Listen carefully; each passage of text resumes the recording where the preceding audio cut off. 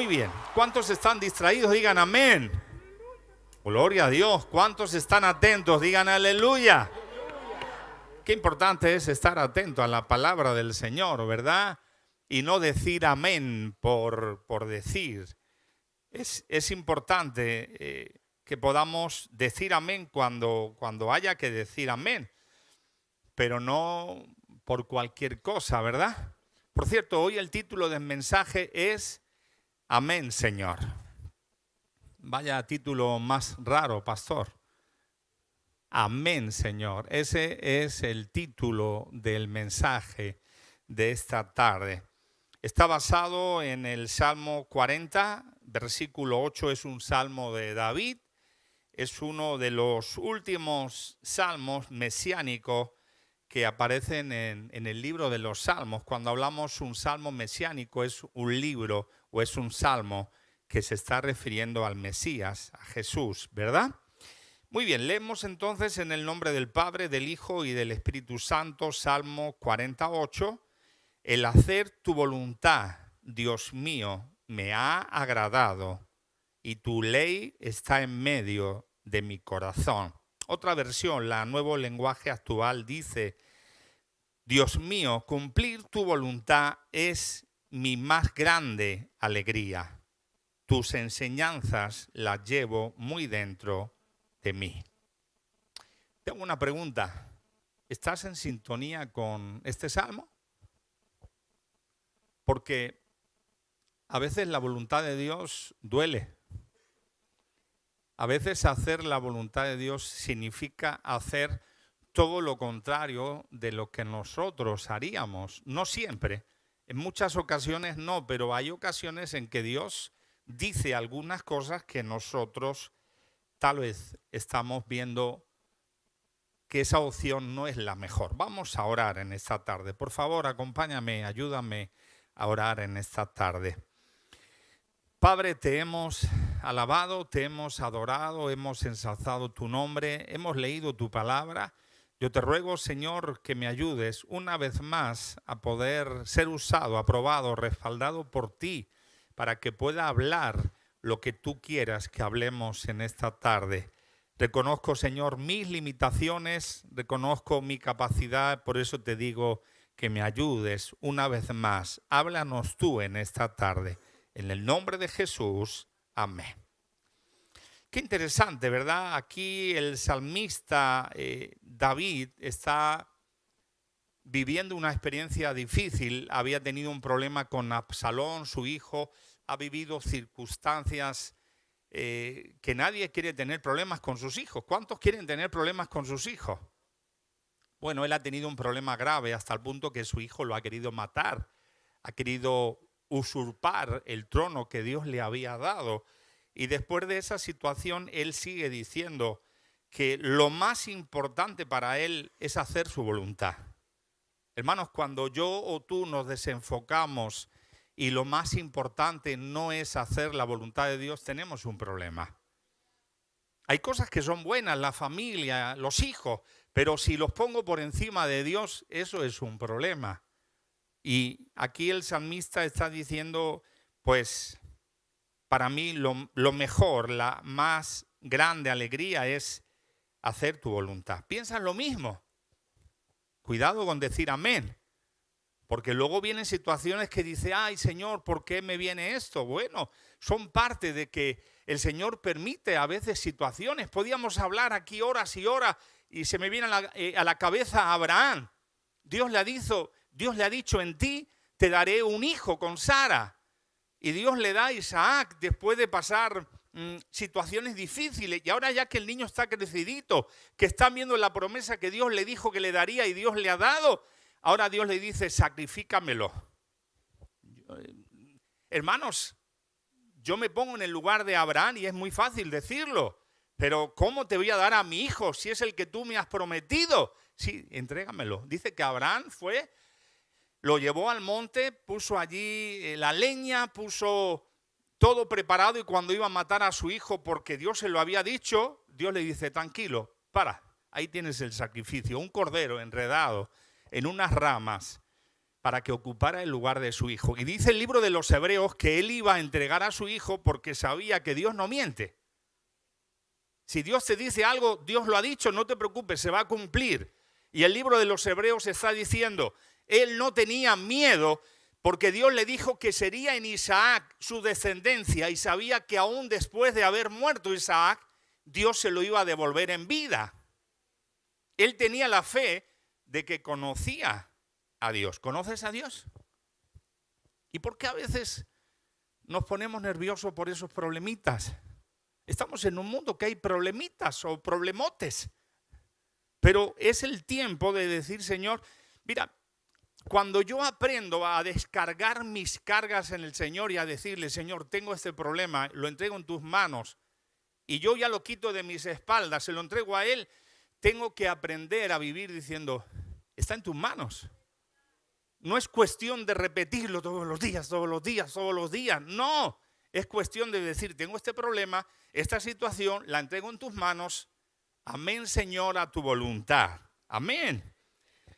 Dice la Biblia sobre los amenes, aparece más de 52 veces la palabra amén. Si una palabra aparece en la Biblia es importante. Si aparece 3 veces es más importante. Y si aparece 52 y en algunas versiones hasta 60 veces, es porque es de suma importancia. Y la Biblia nos enseña, nos dice por diferentes siervos, por diferentes libros, que esa palabra es de suma importancia. ¿Qué significa amén? Así sea. ¿Estamos dispuestos a decir amén a la voluntad de Dios?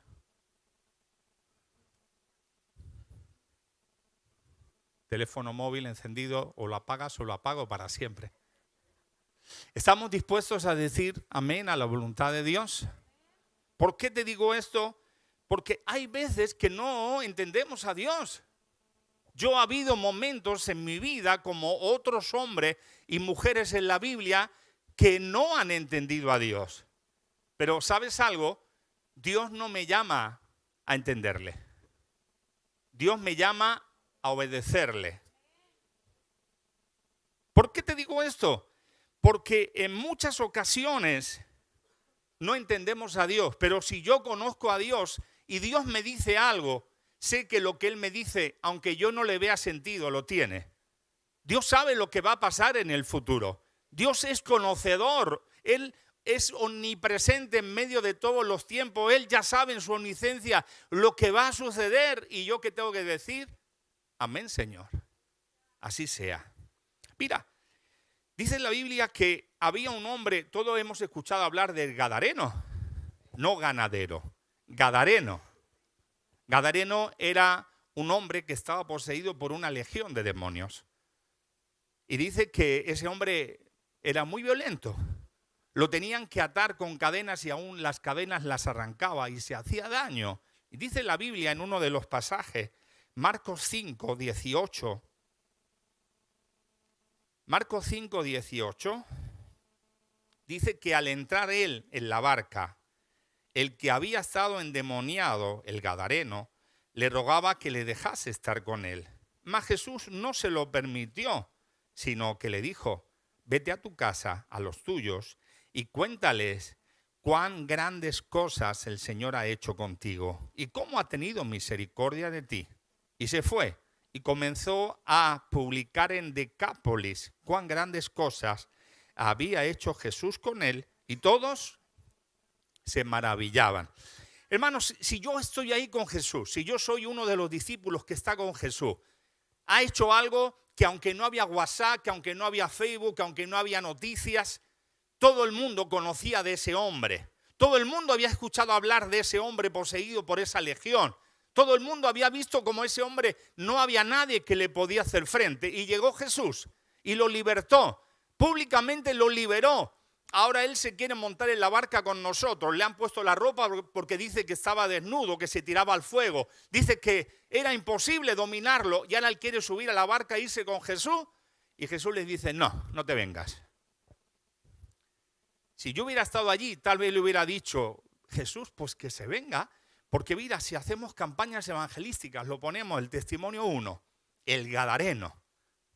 Y él va allí y él empieza a decir que él era aquel que han escuchado hablar, que todo el mundo tenía miedo, que por las noches el niño que se portaba mal, su madre le decía que aviso al gadareno. Y ese hombre se va a poner en medio de las multitudes y va a atraer a las personas. Sí, pero Jesús me dice, no quiero que venga. ¿Qué hizo este hombre? No luchó con Jesús, no se enfadó, no le dijo, ¿por qué? No. Él le dijo, no, vete a tu casa y vete a tu parentela. Lleva mucho tiempo sin verte y de pronto ya saben lo que te ha pasado. Y ves allí y testifica lo que Jesús ha hecho contigo. Dice que fue a Decápolis. ¿Qué son? ¿Qué es la palabra Decápolis? Son 10 naciones. Eso viene de una agrupación, según nos dicen algunos historiadores seculares, que eran 10 naciones. Una estaba en Siria, Canata, otra estaba Capitolias en Jordania, otra en Damasco, la capital de Siria, así, hasta 10 naciones. Y dice el libro de Mateo 4:24, que se difundió su fama por toda Siria. Y le trajeron todos los que tenían dolencia, los afligidos por diversas enfermedades y tormentos, los endemoniados, lunáticos, paralíticos, y los sanó. Y le siguió mucha gente, ¿de dónde? De Galilea y de Decápolis, de Jerusalén, de Judea, etc. No sabemos, hermanos, hasta dónde llegó esa persona que había sido un gadareno para predicar de Jesús. Pero hemos leído anteriormente que toda la gente que escuchaba se maravillaba. A veces lo que no entendemos, lo que no sabemos, significa simplemente que si Dios dice que lo hagamos. Si Dios dice, porque perdonadme, yo sé que aquí no, pero hay muchos iluminados. Dios me ha dicho, yo he sentido de Dios y esto lo tengo que hacer. Cuidado, si eso es contrario a la palabra, eso no es de Dios. Es verdad que hay cosas que no entendemos, que no sabemos, pero no son contrarias a la palabra, ahí sí. Pero Dios no se contradice. ¿De acuerdo? Ahora, Jesús mismo es el mejor ejemplo. Dice Juan 6:38, porque he descendido del cielo no para hacer mi voluntad, sino la voluntad del que me envió. Yo te pregunto, ¿amas hacer la voluntad de Dios? ¿De verdad? ¿Sí? ¿Y por qué no lo hacemos en muchas ocasiones?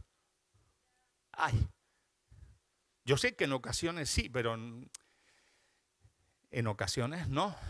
Yo el primero, A veces sé que tengo que hacer cosas y ¡ay, qué pereza! A veces sé que tengo que esforzarme en algunas áreas y ya lo haré. A veces sé que el Señor me está llamando a meterme más en la intimidad con Él, a levantar más altares de oración, de búsqueda. Y a veces cuesta, hermanos, cuesta. Porque estamos en la carne, sí o sí. Ahora, qué interesante es obedecer a Dios. Otro caso muy interesante es el que aparece en Juan 19, 26 y 27. Juan 19, 26 y 27. Algunos que tenían calor creo que ahora tienen frío, subimos 1 grado, es difícil, hermanos, estar a gusto de todo, ¿verdad? Subimos 1 grado, Leonel, por favor. Yo aquí veo gente ya así y otros sudando, es difícil, créanselo.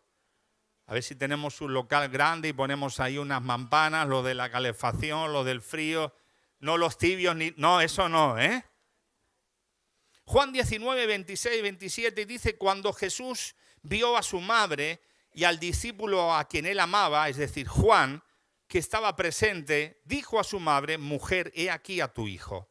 Y después dijo al discípulo, he aquí tu madre. Y desde aquella hora el discípulo la recibió en su casa. Es interesante. Jesús está muriendo. Está viendo a su madre, María. Está viendo a Juan, uno de sus discípulos.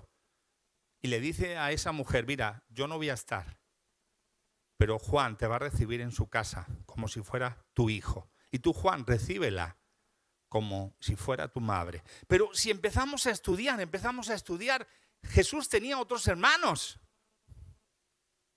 Sí, no de padre, pero sí de madre. Es más, el libro de Santiago dice que Santiago era el hermano de Jesús. Si no lo sabía, ahora lo sabes. Y la Biblia nos dice, por ejemplo, hay muchos versículos. En Marcos capítulo 6, versículo 1 dice que salió Jesús de allí y vino a su tierra y le seguían sus discípulos, y llegando el día de reposo comenzó a enseñar en la sinagoga, y muchos oyéndole se admiraban y decía: ¿de dónde tiene estas cosas? ¿Y qué sabiduría es esta que le es dada? Y estos milagros que por sus manos son hechos. Y dice: ¿no es este el carpintero? Por eso Jesús vemos que tenía el oficio de carpintero. Otra cosa que no sabía, ya lo sabes. ¿Y qué dice? Hijo de María, hermano de Jacobo, de José, de Judas y de Simón. ¿Y no están también aquí nuestras hermanas con nosotros? Tenía más hermanas y tenía más hermanos. Y Juan puede decir: Señor, yo ya tengo mucha carga, yo soy tu discípulo, yo tengo que ir a predicar a las naciones. Ahí hay otros hermanos, otras hermanas, déjaselo a ellos. Son tus hermanos, sí o sí. Y los hermanos podían decir: Jesús, pero ¿por qué? Es que nosotros no valemos, no servimos. Hermanos, hay cosas que nosotros no podemos entender, pero tenemos que decir: amén, Señor. ¿Sabes? Hay muchas personas más cualificadas que yo, miles, para ocupar el pastorado en este lugar, pero Dios me ha puesto a mí. ¿Por qué? Porque Él le ha dado la gana, porque Él la ha querido. Hay personas que están sirviendo en la iglesia y otros dicen: ¿y por qué si a mí me pertenece? No, nosotros somos siervos. Aquí nos pertenece la salvación por su gracia si la recibimos. Pero el Señor pone, quita, hace lo que a Él le da la gana.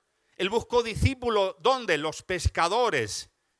¿Dónde? Gente que no sabía, o también gente que sabía, como el publicano que estaba sentado allí. Jesús lo llamó. Jesús llamó a personas pescadores del vulgo como a Pedro, y llamó a hombres talentosos como a Pablo. Pero yo quería enfatizar sobre esta situación. ¿Por qué? No lo sabemos. ¿Por qué? Dice que desde esa hora el discípulo la recibió en su casa. Hay cosas que nosotros no comprendemos, pero tenemos que decir: amén, Señor. Te vuelvo a repetir, el libro de Santiago fue escrito por uno de los hermanos de Jesús. El mismo Pablo en Gálatas, en el capítulo 1, versículos 18-19, nos habla diciendo que subió a Jerusalén para ver a Pedro y que permaneció con él 15 días, pero que no vio a ningún otro de los apóstoles, sino a Jacobo, el hermano del Señor. ¿Qué te vuelvo a decir? Hay cosas que Dios no hace, que yo no entiendo, que yo no sé, pero mi obligación es obedecerle, porque ahí está la bendición. ¿Cómo entró el pecado en el mundo? Por la desobediencia. ¿Cómo trae la bendición Dios al mundo? A través de su Hijo. ¿Cómo? En la obediencia, siendo el Cordero Pascual. Dice la Biblia, Isaías 55:8, porque mis pensamientos no son vuestros pensamientos, ni vuestros caminos mis caminos. No perdamos el tiempo cuestionando a Dios. No es el tiempo de decir ¿por qué, por qué, por qué? El mensaje de esta tarde es el tiempo de obedecer a Dios. No es el tiempo de cuestionar. Señor, ¿y cuándo mis hijos serán salvos? Tú tienes que orar, eso es lo que a ti te toca, orar. ¿Cuándo voy a encontrar ese trabajo digno? Sigue orando. ¿Cuándo es el momento de decir: Señor, ayúdame a decir amén a tu voluntad? Dios sabe de antemano cómo hay que hacer las cosas. Por eso creo que es el momento de confiar en Él. Hay algo interesante. Pablo quiere ir a predicar la palabra de Dios a unos lugares y Dios no le deja. Pero Jesús, ¿tú no has dicho ir por todas las naciones y predicar el evangelio? Eso lo ha dicho Jesús. Jesús le dijo a sus discípulos en la gran comisión, Él ha resucitado y les dice: id por todas las naciones predicando el evangelio para que toda criatura pueda escuchar el mensaje. Y dice la Biblia En Hechos 16:6, Hechos 16:6, que atravesando Frigia y la provincia de Galacia, les fue prohibido por el Espíritu Santo hablar la palabra en Asia. Y cuando llegaron a Misia, intentaron ir a Bitinia, pero el Espíritu no se los permitió. Y pasando junto a Misia, descendieron a Troas. Y ahí se les mostró a Pablo una visión de noche. Un varón macedonio que estaba en pie rogándole, diciéndole: pasa a Macedonia y ayúdanos. Cuando vio la visión, enseguida procuramos partir para Macedonia, dando por cierto que Dios nos llamaba para que le anunciáramos. ¿Por qué Dios no le permitió a Pablo ir a esos dos lugares? No lo sé. Sé que Dios tenía un plan y un propósito con lo que acabamos de leer con Macedonia. ¿Por qué? No lo sé. Más tarde fueron a predicar. Claro, el evangelio ha sido predicado en todas las naciones, hasta los fines del mundo. Hasta allí ha sido predicado el evangelio. Pero en ese momento, el Espíritu Santo se lo prohibió.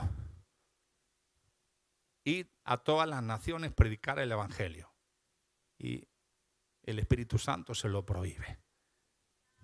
Es el tiempo de obedecer a Dios. ¿Qué hizo Pablo? No se enfadó. Ya no predico más. Ya se acabó. Yo quería ir, pero tú no quieres. No. Él estaba sensible. Si Él es nuestro Señor, nosotros debemos reconocer que somos sus siervos. Y el siervo, cuando el Señor le dice algo, no, escucha que ahora no puede. No. Si tú reconoces a Jesús como Señor, tenemos que entender que debemos de obedecerle siempre. Podíamos hablar de muchos casos. Otro caso es, por ejemplo, cuando Saulo dice que va camino para entregar a los principales de la sinagoga a cristianos. Y en ese camino dice que se aparece Jesús. En el libro de los Hechos, Ananías, que le dijo: sí, no, Señor, yo he oído mucho acerca de este hombre. ¿Cuántos males ha hecho a tus santos en Jerusalén? Aún he aquí tiene autoridad de los principales sacerdotes para prender a todos los que invocan tu nombre. Y el Señor, ¿qué le dijo? Ve, porque instrumento escogido me es este. Hermanos, Dios no se equivoca. Ananías era un siervo de Dios, estaba orando y Jesús le habla y le dice: ves a tal sitio y quiero que ores por Saulo, porque él ha visto en visión que tú oras y él recobra la vista. ¿Y qué hace Ananías? Pues lo que haríamos cualquiera de nosotros. A veces cuestionamos a Dios, Señor, ¿cómo yo voy a ir a orar por ese? Si cuando ha muerto Esteban estaba a los pies siendo testigo. Si ha estado persiguiendo a la iglesia. Si venía aquí a esta ciudad a seguir entregando a tus hijos, a tus hijas a la iglesia. Pero no te digo yo que vayas. Perdonadme, hermanos, pero a veces somos, lo digo, cabezones.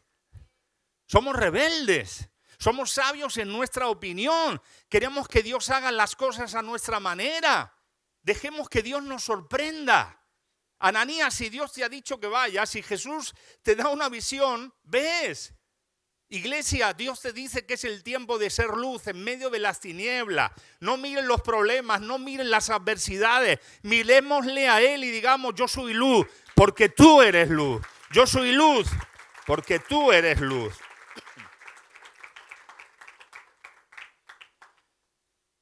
Quiero ir concluyendo. Se me paró el reloj. No sé si es una señal de la carne, del espíritu. ¿Cuánto tiempo llevo? Yo siempre me controlo. No sé cuánto tiempo llevo y me gusta. ¿Cuánto? 25. Me faltan 8 o 10. Vale, cuando estemos ahí con 7 o 8 minutos, no hagáis nada, No, siempre pongo el reloj aquí, pero hoy se borró. No sé, ¿será de la carne, hermano? ¿O será que Dios quiere que...? No. Lo que tengo que decir lo puedo decir brevemente. Este mensaje es para todos nosotros. No es el tiempo de cuestionar a Dios. No es el tiempo de fijarnos en cosas que a veces perdemos el tiempo. No es el tiempo de crear dudas sobre lo que Dios está haciendo, lo que dependa de ti. ¿Sabes? Anecdóticamente quiero decir que hay un caso curioso en la Biblia sobre el significado de amén. ¿Qué significa amén? Así sea. Y si el título es Amén, Señor, es Así sea, Señor. Bueno, hay un título que aparece aquí, una palabra sobre lo que significa amén. Acompáñame a Apocalipsis 3:14. Apocalipsis 3:14 dice, y escribe al ángel de la iglesia en la Odisea, he aquí el amén, el testigo fiel y verdadero.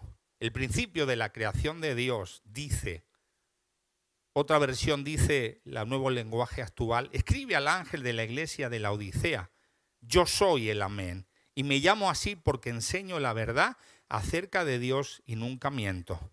Por medio de mí Dios creó todas las cosas. Escucha bien lo que te voy a decir. Esta es la versión nuevo lenguaje actual. Jesús se está refiriendo a sí mismo como el amén. Hermanos, Jesús no miente. El cielo y la tierra pasarán, pero su palabra permanecerá. Pueden venir terremotos, pueden venir guerras, Él ya lo ha dicho. Pero Él ha dicho algo, está contigo, está contigo, está contigo, está contigo, está conmigo hasta el fin. Hasta el fin. No importa si se levanta un ejército, no importa si la adversidad viene sobre mi vida. Él ha dicho que está conmigo y yo lo creo. Él no miente. Porque para concluir este mensaje, no puedo terminar sin especificar un poquito lo contrario. Amén, Señor. Hay muchos casos, pero quiero mencionar un caso. Un joven, y lo hemos dicho muchas veces, joven rico. Mateo 19:21, acompáñame.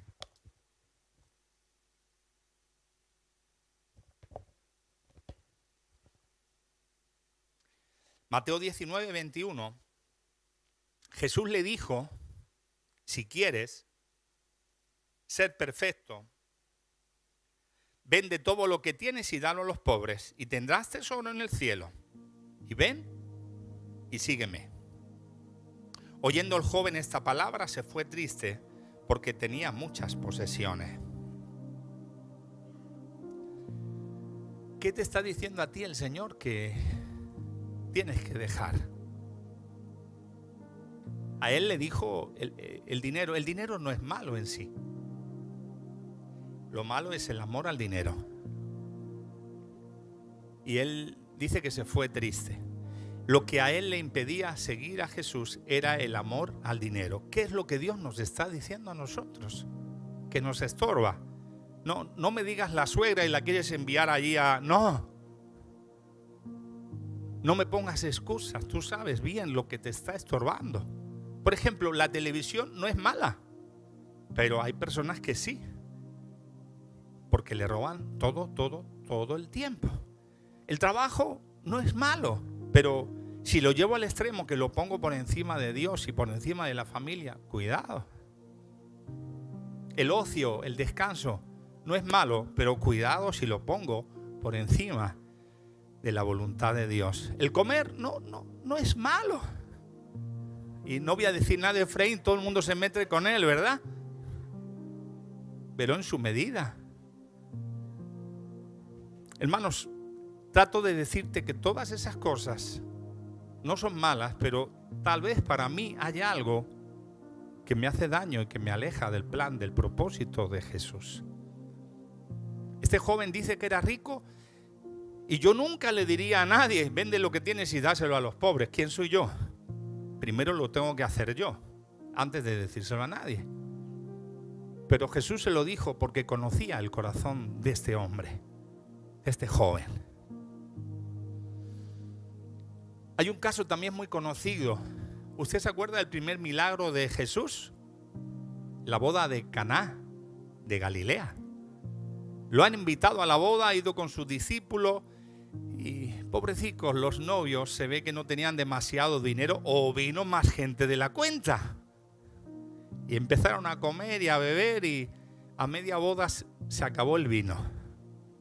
Y ahora su madre, tal vez eran familia, conocidos, vecinos, le dice: Jesús, ¿puedes hacer algo? Y Jesús le dice: mujer, todavía. Y la madre que conocía a Jesús le dice a los que estaban ahí: haced todo lo que los dijeran. Esa es la bendición. Jesús, viendo la situación, llama y hace que trajeran unas tinajas. Eran unas tinajas grandes, conforme la costumbre judía. Cuando venía la gente se lavaba las manos. Y ahora le dice simplemente llenarlas de agua. Tú lo puedes leer eso en Juan, capítulo 2, versículo 2 hasta el versículo 10. Y dice literalmente que hace que esas 6 tinajas de piedra fueran llenadas de agua. Dice que la llenaron hasta arriba. Entonces Jesús le dijo: hermanos, no oró. Es que ni siquiera oró. No dijo: Padre, tú que me oyes, transforma este agua en vino. No. Llenad estas tinajas de agua. La llenaron hasta arriba. Entonces le dijo: sacad ahora y llevarla al maestresala. Y se lo llevaron. Y cuando el maestresala probó el agua hecha vino, sin saber él de dónde era, aunque sí lo sabían los sirvientes que habían sacado el agua, llamó al esposo y le dijo: oye, todo hombre sirve primero el buen vino, y cuando ya han bebido mucho, entonces el inferior. Pero tú has reservado el buen vino hasta ahora. Miramos esto y con esto quiero concluir.